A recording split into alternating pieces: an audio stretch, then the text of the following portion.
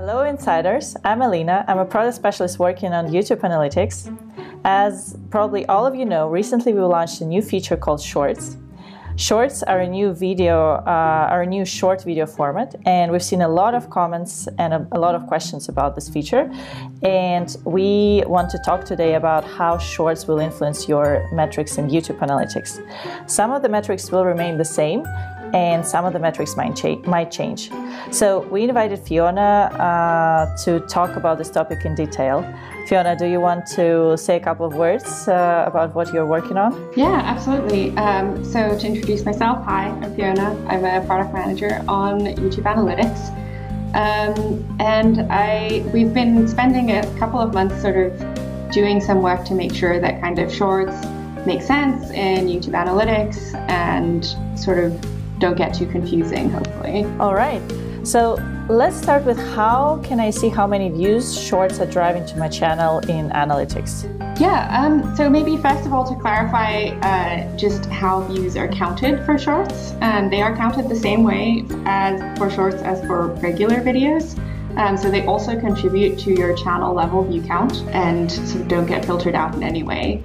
You can see how many views you get from shorts by looking at the traffic source type card on the Reach tab of YouTube Analytics. And you can also go into Advanced Analytics to see the same information. And if you click on the traffic source types there, you will see a row for shorts.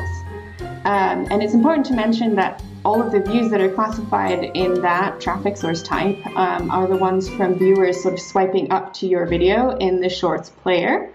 If people are clicking onto your short from the Home tab, those would still be marked as kind of in the normal browse traffic source as before. Okay, so I assume shorts might decrease channel average view duration, click-through rate, or potentially RPM. Is that correct? Yeah, so they could change. If you do have a lot of shorts, your average view duration could go down because, of course, the videos are shorter. This shouldn't hurt your channel performance in any way. It's just kind of an attribute of the video. Same thing for click-through rate, because most people will sort of swipe to your video rather than click on it based on a thumbnail.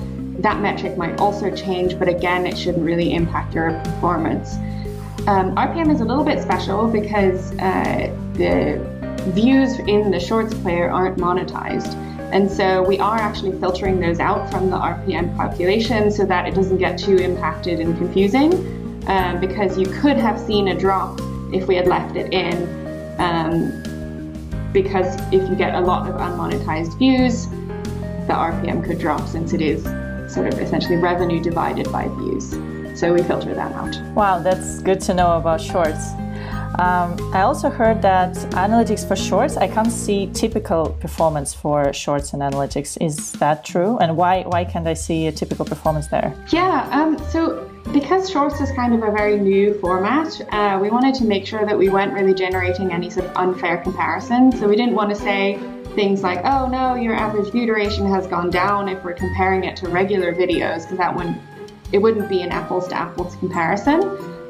So we've disabled, these sort of typical performance indicators, the little up and down arrows, and also some of the headlines for shorts, just to make sure that we actually, when we do bring it back, that it actually makes sense and is a fair comparison. So we intend to have typical performance for shorts, but we want to do it properly. Okay, it makes sense.